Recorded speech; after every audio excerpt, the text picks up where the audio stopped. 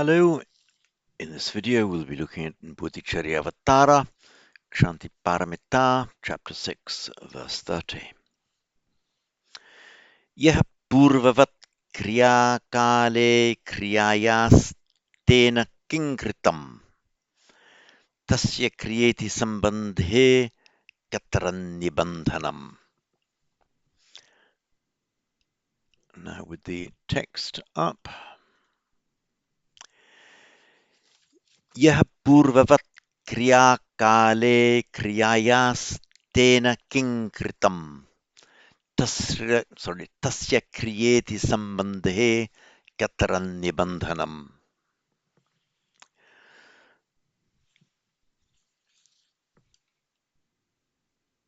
So yah, who, relative who, meaning whoever. Kriya kale, kriya action, kala time, kriya kale at the time of action, or while doing something. Purvavat kriyaya. So purva or purvam can be a preposition, can be used as a preposition. It means previous, but used as a preposition before something. It takes the genitive. So purvang kriyayah, before the action. Purvavat also is like before, as a personal thing was before, similarly to before. So purvavat kriyayah, meaning remaining like one was before doing the act. So what this means is, yah, whoever, then let's mentally supply the verb remains, continues to be, whoever remains, or whoever kriya kale, while doing an act, supply remains, purvavat kriyaya, as he, she, it was before the doing, before the act.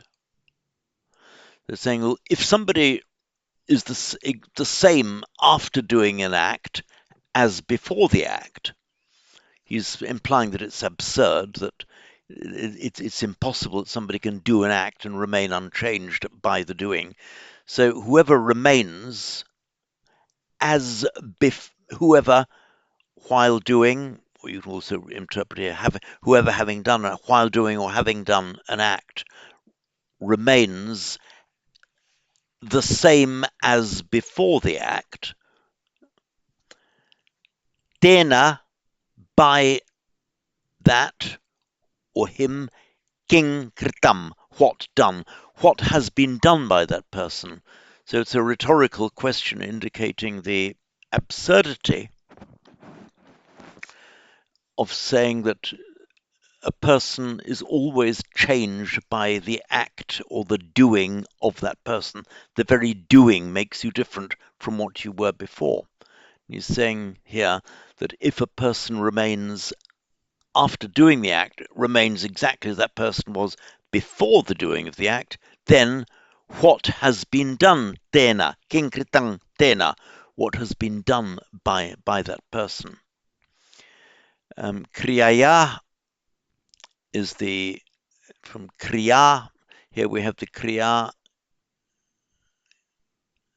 a deed, an act in compound, kriya kala, the time of action, kriya kale, locative at the time of action.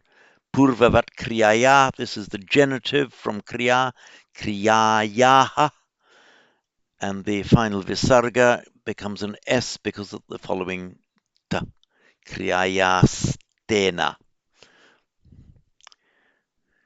Tasya kriya iti sambandhe. The sambandha means, I've done is a relationship. Sambandha, a co-binding. Bandha is the same as or etymologically the same as our English verb to bind. So the sambandha, the binding, the co-binding, binding one thing to another, is the relationship.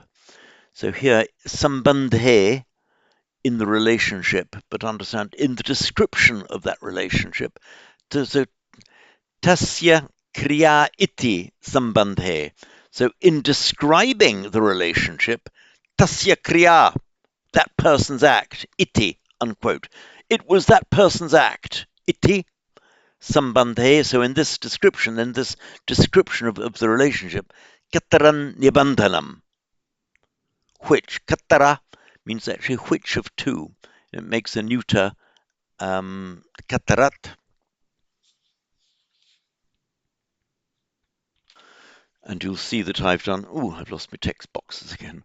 You'll see that I've done a note on it in the explanatory glossary to refer to some grammar there.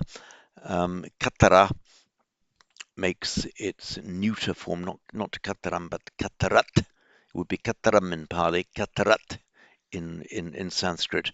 And I've referred you to the passage in Macdonell that deals with that. So katara, katarat, which of the two? Note that there are two words which one is katara with a r and katama, identical, say that it's a m. Katara means which out of a choice of two. Katama means which out of a choice of three or more. That distinction is generally carefully observed in Sanskrit. In Pali, that distinction is not strictly observed, so you'll find that in practice, katara and katama can be more or less interchangeable in Pali, but as I say, not in Sanskrit. So katara, which of the two is the cause? So we have the same root bandh, meaning to tie. Sambandha is a relationship. Nibandha or nibandhana means a tying, literally a tying down. So what's the cause of it? What can you attribute the cause to? So tasya kriya iti, if we say it was his act, sambandhe, then in that relationship that we're talking about, a person and that person's act, katarat nibandhanam, which by sandhi, kataran nibandhanam. This we've got the t with the following n, so taking out the sandhi katarat nibandhanam with sandhi kataran nibandhanam. So in saying it was that person's act, what then is in that relationship, which one was the cause, the act or the person?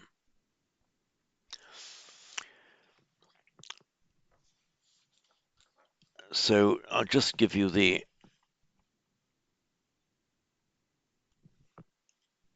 it's this root band, directly cognate, as I say, with our English word bind, and with sambandha. That is the co-binding, the relationship between two things. So I'll read this through once more. Yah purvavat kriya kale kriyayastena kinkritam tasya kriyeti sambandhe kataranyabandhanam. And once more. Yah purvavat kriya kale kriyayastena kinkritam tasya kriyeti sambandhe kataranyabandhanam. And that's it on this video.